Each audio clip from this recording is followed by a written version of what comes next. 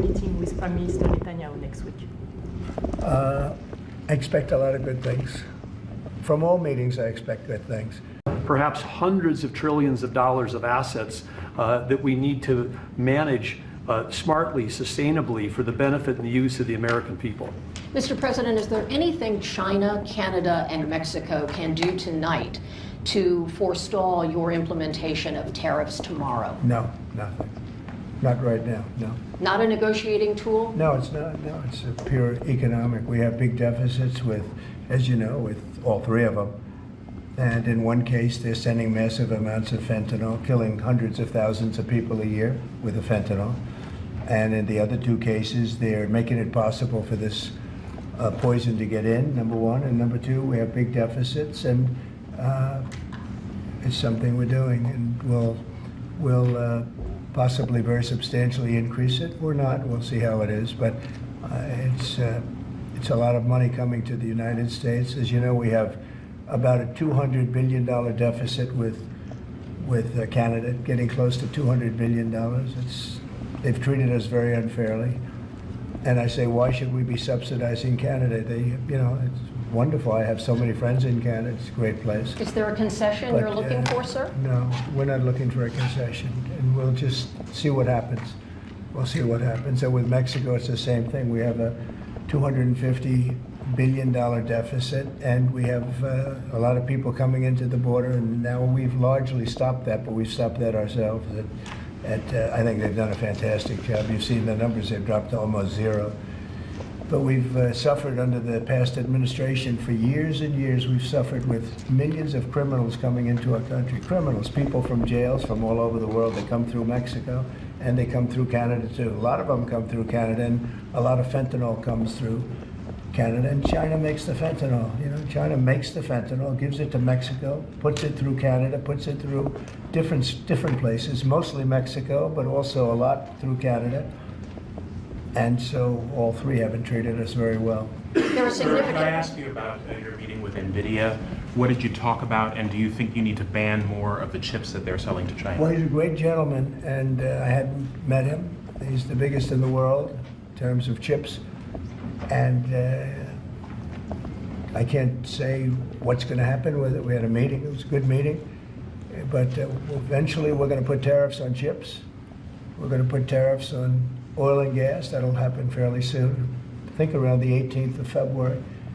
And we're going to put a lot of tariffs on steel.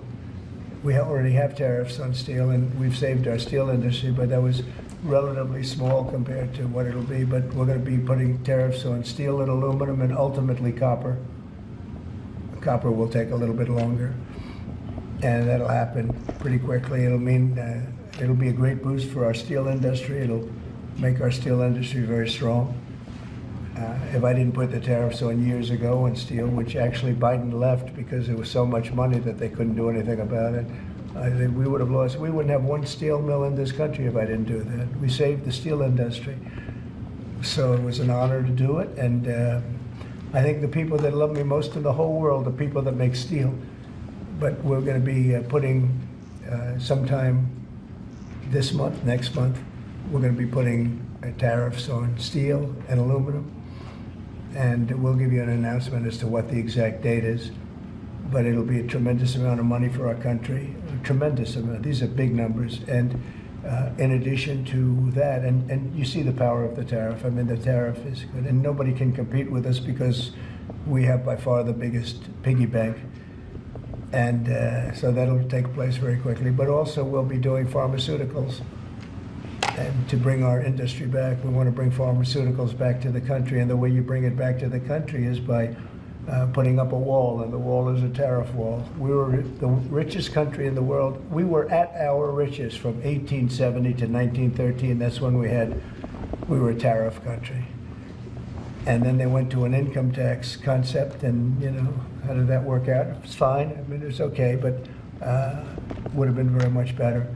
So we'll be doing pharmaceuticals, importantly, and drugs, medicines, etc., all forms of medicine and pharmaceuticals. And we'll be doing, very importantly, steel, and we'll also be doing chips and things associated with chips. And sir, what do you plan on talking with the Japanese Prime Minister about next Friday when you all meet?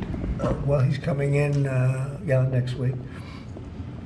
I don't know who he is for a meeting, and I have great respect for Japan. I like Japan. Prime Minister Abe was a very close friend of mine. What happened to him was so sad, one of the saddest days. But they're coming in to speak to me, and I look forward to it. Mr. President, on the crash, do you have any concerns that your commentary about things you have described as common sense or your observations could in any way interfere with the thorough investigation of the crash? No, I think they'll do an investigation. It'll probably come out the way I said it. I like to put it up front. I'm so tired of listening to things happen to our country and then people say we'll do an investigation and 3 years later they come out with a report that nobody looks at. Especially, not in all cases can you do that, but in this case, you had a helicopter that was, the Black Hawk was too high. It was above the 200 limit by double. It shouldn't have been there. And there were some other mistakes made too, and I pointed them out also, and I was right on all of it, but they'll still do an investigation just to check it out, but I think As that's Commander-in-Chief, are you at all concerned about opining about the Army and the conduct of that aircraft when you are Commander-in-Chief and these are the people who report to you and there is an investigation ongoing? This was all caused by bad rules, regulations, and other things by Biden, the What Biden tells you that, administration. sir? And when you look at the way they ran things, in fact, if you look, we hired, one of the first things I told them to do, I said, get talented people in those beautiful towers overlooking runways. You better get them in there fast because we don't have people there that are qualified. And you knew that because planes were landing very, very late. They were circling all over the place. We had people that didn't know what the hell they were doing. And sir, there are if you planes look, in the air excuse me. everywhere, and there are other air Excuse traffic. me. Pardon me, Excuse sir. We have to have the best people, the smartest people, the sharpest people as control tower experts. And that's what they have to be. They have to be experts, and they have to be very smart. And we didn't have our best. And if you read the quote that I read yesterday at the news conference, it talked about people that were psychologically injured were okay, and people that had lots of problems were okay. I'd read it again if you'd like me to, but I don't think I have Does to that waste give your you time. concern, though, sir, with planes in the air all around the country, people relying on that as safety? Are you suggesting there's an ongoing risk? No, I think there's very little risk, but I think that we have to make sure that this never happens again. Very, very little risk. And we're taking actions that this can't happen again. The helicopter, as you know, was out of its zone. Shouldn't have been out of its zone. It was at the same height as the airplane. Now, the airplane was coming down on its track. It was perfect. It was in perfect shape coming down, and something was in its way. You can't let that happen. And it won't be happening again. And this was all because of weak rules in the Biden administration. And we're just not going to let that kind of thing happen again. And again, I could wait and I could, give a report in 2 years like they always do. And sometimes it's obvious. In this case, to me, it was very obvious. And I think I've been proven to be very correct. Yeah. Mr. President, what do you expect from your meeting with Prime Minister Netanyahu next week? I expect a lot of good things.